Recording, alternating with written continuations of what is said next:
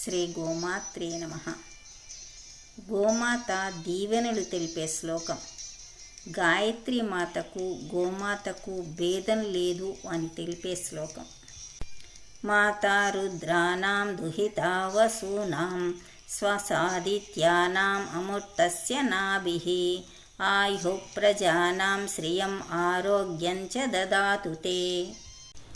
ఆవు రుద్రులకు తల్లి, వసువులకు కుమార్తె, ఆదిత్యులకు సోదరి మరియు అమృతానికి పుట్టినిల్లు, మోక్షానికి మార్గం చూపు తల్లి, పవిత్రతకు మూలస్థానం.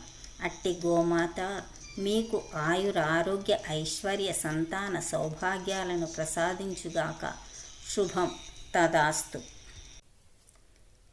ఈ శ్లోకం ఋగ్వేదంలోని గోసూక్తంలో ఉంది. ఈ గోసూక్తం శివుడు పార్వతికి చెప్పారు. మంత్రద్రష్ట రూపంలో ఉన్న శ్లోకం.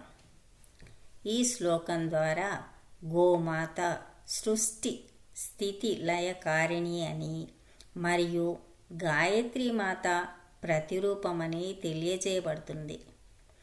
ఈ శ్లోకం యజుర్వేదంలోని తైత్తేరీ సంహితలో 4వ కాండలో 19వ అధ్యాయంలో ఉంది.